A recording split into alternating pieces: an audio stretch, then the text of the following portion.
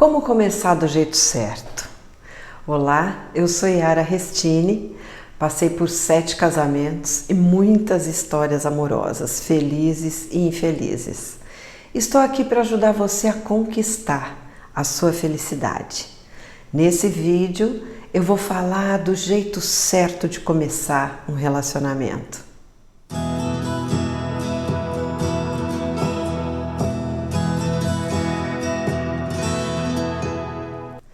Deixa eu te contar 2 situações que aconteceram comigo. Eu vivi uma história assim. Eu estava sozinha, tinha saído de uma relação abusiva que me levou a ficar inclusive em cativeiro em Goiás. Em outra oportunidade eu conto para você essa minha vivência terrível, né? Com detalhes, mas agora eu quero contar e focar no que aconteceu em seguida. Logo depois desse trauma, apesar de eu estar aliviada e feliz por ter saído viva da situação, eu passei por um período bravo de efeitos daqueles 7 dias presa e sendo ameaçada de morte, né? Então eu tive pânico. Eu demorei um pouco para voltar à minha vida ao normal, para voltar a trabalhar normalmente e para voltar a sair, para me divertir. Então, quando eu voltei a sair, eu ainda não estava totalmente bem, né, ainda. Eu ainda não tinha passado por uma transformação interna que me fizesse parar de repetir histórias amorosas infelizes e que me fizesse saber escolher, saber conduzir, me proteger, impor os meus limites. Então as minhas travas internas ainda estavam lá, me fazendo agir errado. Enfim, quando eu voltei a sair, eu encontrei uma pessoa que eu já desejava há anos, né? Era uma pessoa que parecia ter tanta afinidade comigo como eu nunca tinha tido com ninguém. Sem contar que na minha adolescência eu tinha ido numa cartomante, uma vidente, e ela tinha me dito que o apelido do amor da minha vida era um apelido diferente, era um apelido incomum, estranho. E era exatamente o apelido dessa pessoa que eu encontrei muitos anos depois. Então eu já fiquei achando que era coisa do destino e tal. Pronto, me apaixonei, né? Eu encontrei ele em um bar e a gente acabou saindo de lá para dar uma namorada e ele me falou que ele estava sendo meio que perseguido pela ex, né? Tinha acabado o relacionamento e que ele estava em um momento profissional difícil para assumir uma relação, né? Ele era integrante de uma banda muito famosa na época. Então era show atrás de show, e era Globo, e era programa do Ratinho, e era uma loucura, né? Aí a relação foi se desenvolvendo, assim, né? Ele me procurava sempre depois das 11 da noite, né? Se ele estivesse em Ribeirão, eu aceitava, afinal os horários dele de trabalho eram complicados mesmo, né? Só que ele saiu da banda e os horários continuaram complicados, né, para me encontrar. Ele me mandava mensagem à meia-noite, 1h da manhã, eu pulava da cama e ia encontrar com ele. Ou então eu recebia ele na minha casa, né? A gente se encontrava em diversos eventos, principalmente musicais, né, cheios de amigos em comum, e aí a gente fingia que não tinha nada um com o outro, porque ele, sabe, ele queria manter sigilo, né? Sempre tinha uma desculpa para ter que ser uma relação escondida das pessoas.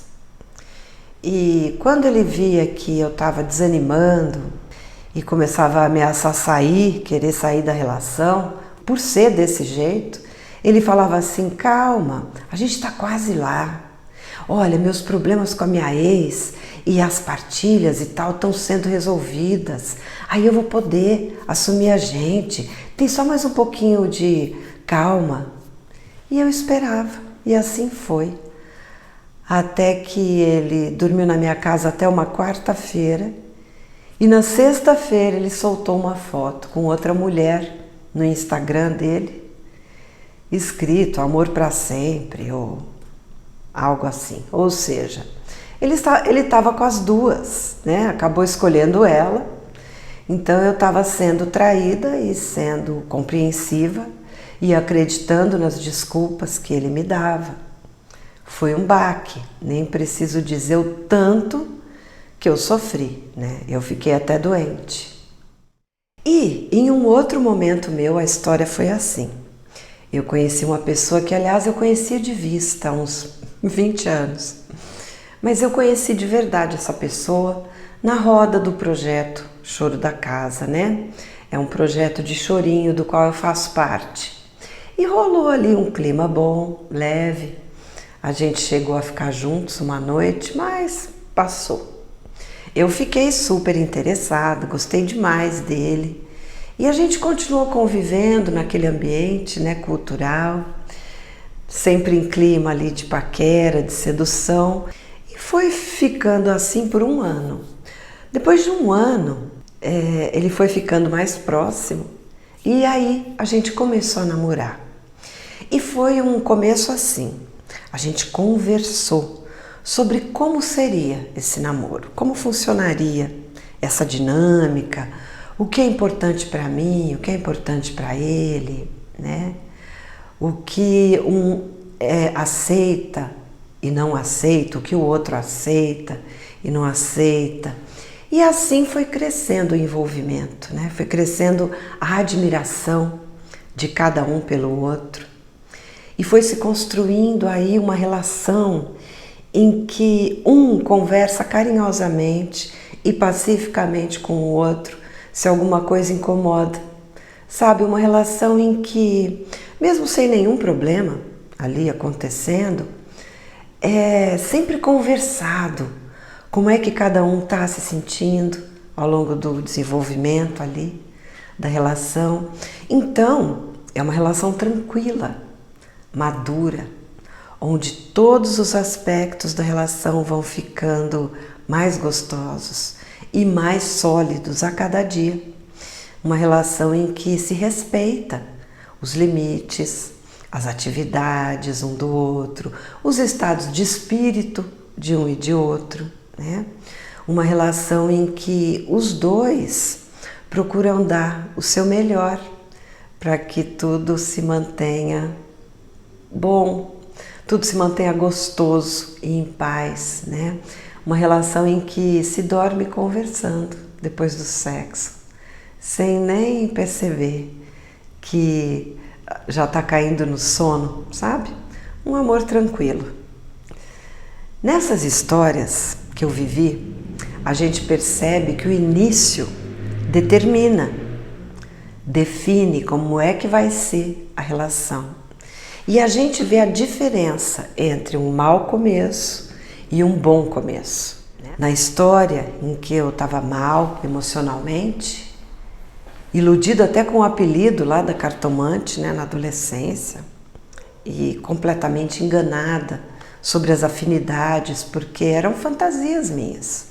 Na verdade, eu estava vendo nele a pessoa que eu queria ver, e não a pessoa que ele era de verdade, né? Eu não impus respeito, eu não impus os meus limites, eu me entreguei completamente, porque não havia amor por mim mesma, né? Então, aí você se entrega quando você não se ama. Eu passei por cima de todos os meus desconfortos, meus desejos, minhas preferências, na ilusão de que um dia eu ia fazer ele me amar, a ponto de tudo ser resolvido e a dinâmica da relação passar a ser normal, porque não era, né, normal. Eu ofereci tanto excesso de compreensão, de dedicação, na tentativa de mostrar assim para ele, olha como eu sou legal, né? Olha como eu mereço ser amada por você, né? Que aí o meu valor desceu pelo ralo, para mim e para ele. O meu valor foi a zero. e eu acabei traída e muito machucada. Na outra história, em que eu estava já transformada internamente, com amor próprio em dia, né? Com autoestima em ordem, autorrespeito, consciente dos meus valores, eu esperei conhecer muito bem a pessoa antes de partir para o namoro. Eu me dei tempo de observar nos mínimos detalhes que tipo de pessoa ele é. E fui descobrindo uma pessoa verdadeiramente boa, generosa, sensível, fiel. E quando eu parti para o namoro, eu coloquei na mesa o que eu esperava dele e o que eu esperava da relação.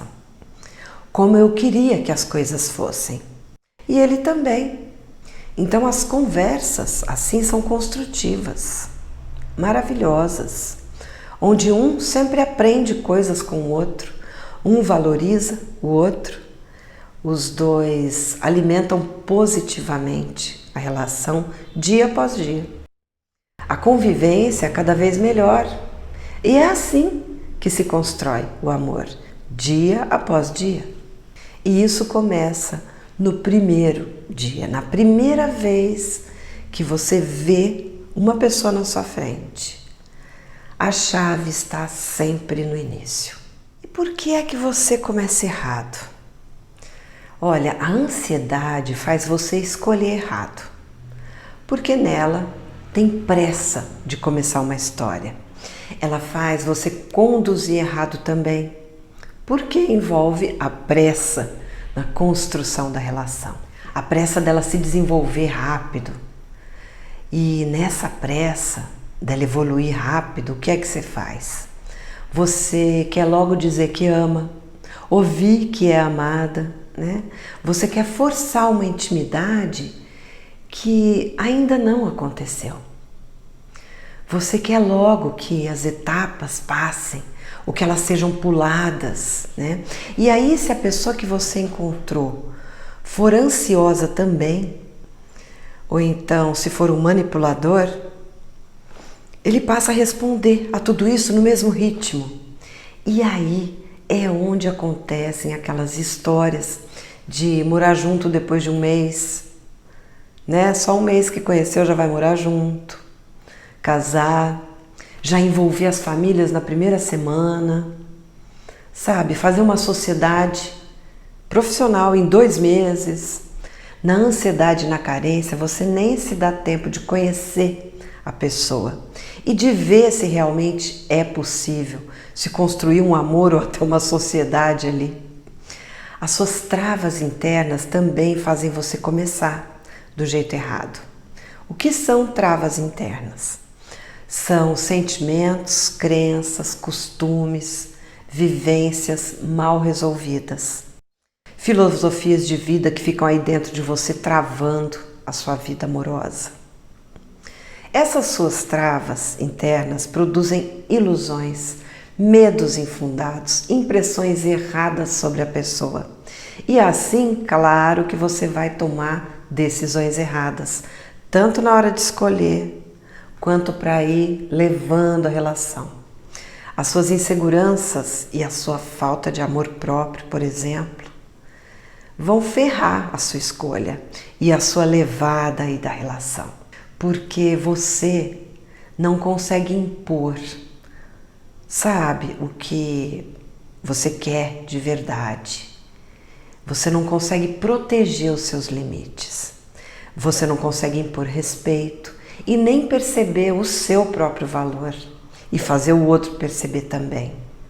Eu já vivi muitas vezes essa situação e você já deve ter vivido também. Olha, no fim da relação, você olha para trás, lá para o comecinho dela, e aí você vê que se você tivesse conseguido se impor, né, se você tivesse conseguido fazer diferente no comecinho, o desenrolar das coisas teriam sido muito diferentes.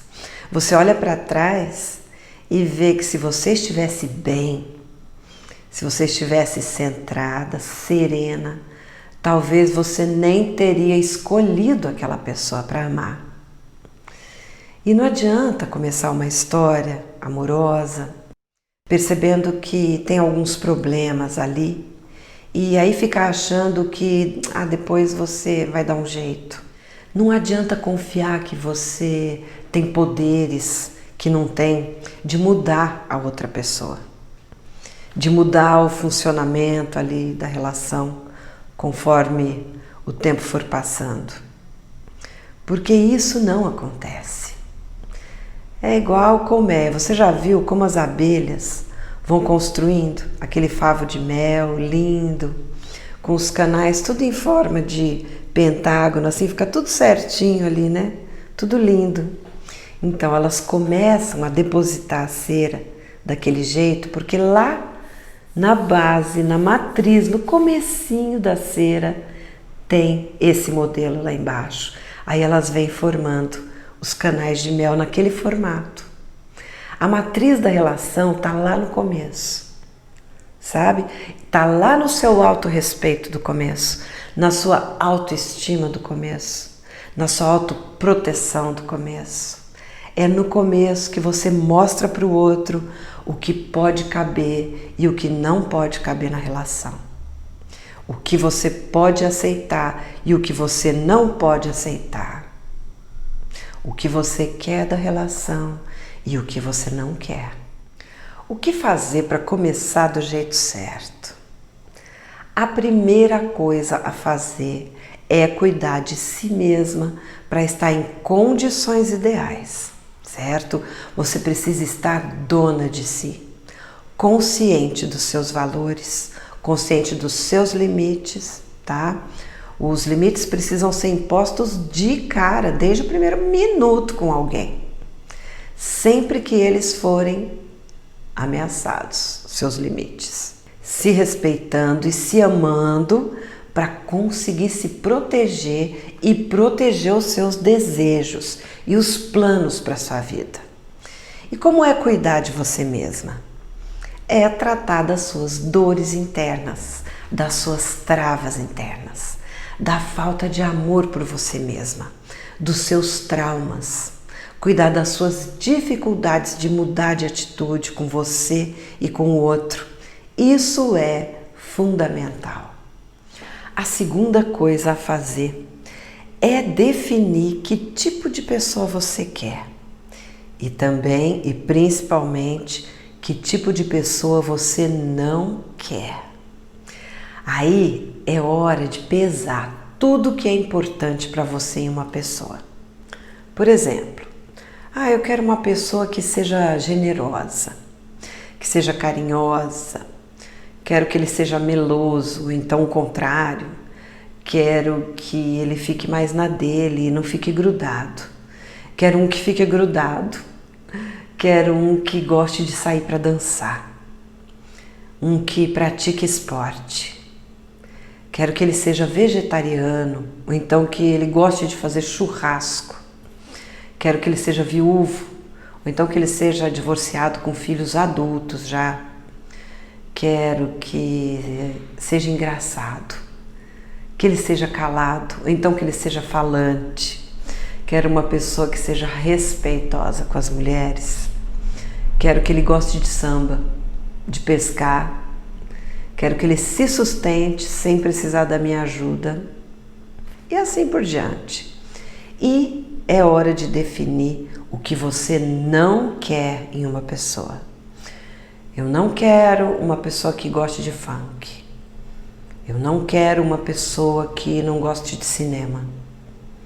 Eu não quero uma pessoa que beba demais. Não quero uma pessoa que não beba. Não quero uma pessoa que esteja mal resolvido com a ex. Não quero uma pessoa que não tenha atitude, que esteja com problemas financeiros. Não quero uma pessoa que fique indo a bares com amigos todos os dias. Não quero uma pessoa que não gosta de ir para o samba comigo. Não quero uma pessoa que durma muito cedo, ou então que seja muito boêmio. Eu não quero uma pessoa que fique indo pescar no fim de semana. Eu não quero uma pessoa que seja desrespeitosa com as pessoas, que fale alto, ou que seja atuante politicamente. e que fique indo em passeatas e assim por diante. Vai definindo tudo o que você não quer na pessoa. As afinidades são muito importantes, então é preciso escolher uma pessoa que, além de ter as qualidades que você espera de uma boa pessoa, ela tem que ter a ver também com as suas preferências, os seus gostos, os seus hábitos. A terceira coisa a fazer é definir que tipo de relação você quer para você. Para isso, é preciso estar resolvida sobre as suas metas de vida. É preciso se perguntar como você quer que a sua vida seja no futuro, para que você consiga determinar como é a relação que você vai querer, por exemplo. Então, por exemplo, quero me casar, ou quero só namorar e ficar morando cada um na sua casa. Ah, não, meu plano é viajar junto, 1 ou 2 vezes por ano. Eu quero ficar junto todos os dias, ou então eu quero ficar junto umas 3 vezes por semana e ter outros dias para poder fazer as minhas próprias coisas. E quero estar mais com a minha família, então 2 vezes por semana tá bom. Quero ter dias livres para ter liberdade de fazer as minhas pinturas, leituras, né? Quero viver uma vida em família, com as 2 famílias misturadas, quero bem grudado e assim por diante, né? Porque não adianta começar uma história que não vai corresponder ao que você quer para a sua vida, né? Mesmo que você ache que não vai sentir falta dessas coisas que você almeja, né? Não vai sentir falta disso e daquilo e que consegue abrir mão das coisas que fazem você feliz. Com o tempo, tudo que é importante para você vai gritar mais alto. Você vai sentir falta. Assim como não adianta ir abrindo mão de coisas que você acha importantes no outro, porque depois isso aí vai fazer falta. A quarta coisa a ser feita é ficar atenta a sinais de desequilíbrio no outro. Isso significa observar a pessoa, as reações, as atitudes da pessoa, para ver se não se trata de alguém desequilibrado, instável, aproveitador, cafajeste, abusador, manipulador e até psicopata. É muito importante observar a reação dele diante dos assuntos e das situações que vão surgindo, né? Veja se ele acha graça de histórias em que alguém sofre ou se dá mal. Veja se ele trata mal alguém, tipo um garçom, ou um pedinte, ou um manobrista, né? Avisos sobre a personalidade dele em tom de brincadeira. Ele fala assim, por exemplo, cuidado comigo, eu sou doido. Ó, eu sou difícil. Eu sou bom, mas eu posso ser bem ruim também. Eu vou grudar tanto em você, não vai ser fácil sair fora de mim. Tenho medo de fazer você sofrer. Ih, minha cabeça é bagunçada. Tudo isso são avisos. O que ele fala sobre a mulher e sobre o amor também é importante observar. Mulher tem que isso, tem que aquilo. Amor é um passo para uma armadilha. Mulher minha precisa não sei o quê. Mulher minha tem que isso e que aquilo. Dá uma olhada no Facebook dele, qual tipo de posts ele publica. Veja se tem posts com mulheres seminuas e a consideração da mulher como um objeto. Dá uma olhada lá, vê se tem posts que tragam cenas engraçadas mostrando animais ou pessoas sendo sacaneadas. Desconfie de perfis em que a pessoa não publica nada também, sabe? E mantém tudo muito escondido. Fica atenta. Declarações precoces, tipo ir falando no primeiro dia, ai, quero casar com você, já te amo. Não consigo mais viver sem você depois que eu te conheci. Você já mudou a minha vida em minutos. Cuidado. Se ele tiver também pressa de efetivar a relação. Não, quero morar junto daqui a 2 semanas. Não, eu quero casar daí a 2 meses. Já envolver famílias na primeira semana. Cuidado. Cuidado com atitudes de comando sobre você. Dizer, vem mais para perto de mim. Ou mesmo cortar o que você está dizendo e falar por cima de você. A superproteção ao celular quando chegam mensagens ou ligações. Pedidos de compreensão de coisas absurdas, tipo pedir para namorar em segredo, igual aconteceu comigo. É claro que ele vai dar um monte de motivos para você compreender. Fica atenta se ele vai propor horários estranhos para se encontrar com você. Sempre com boas desculpas, claro. Veja se ele vai evitar combinados para final de semana. Sempre com motivos mirabolantes também. Vê se ele não perde o controle. Fica atenta se a pessoa, sabe, é meio descontrolada diante de assuntos, acontecimentos. Se ele sai do sério, se ele se enfurece ao ser enfrentado. Ou então quando alguém discorda dele em alguma coisa. Vê como ele reage. Fica atenta à tentativa de manipulação, sabe? A tentativa de convencer de que você está errada sobre os seus limites, os seus princípios e sobre a sua autoproteção.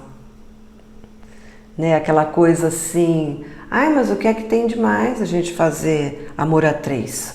É só uma brincadeira de gente grande que passa. Eu já ouvi isso. Ou então, ele fala, né? Ah, fica comigo mais um pouco, falta do trabalho só hoje, inventa uma desculpa lá, qualquer. E por aí vai.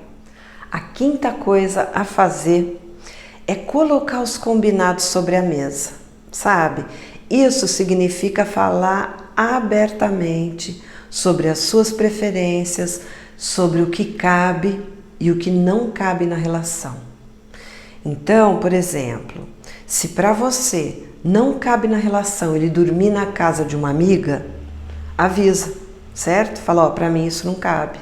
Se para você não cabe ele combinar e não aparecer, fala para ele.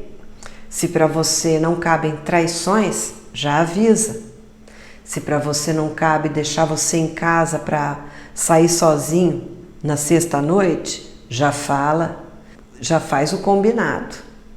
Tudo que é combinado não é caro. A sexta coisa importante é ver e ouvir o outro. Só que não é olhar e ver a pessoa de acordo com a sua fantasia. É olhar sem o véu negro nos olhos. É olhar para a pessoa como ela é.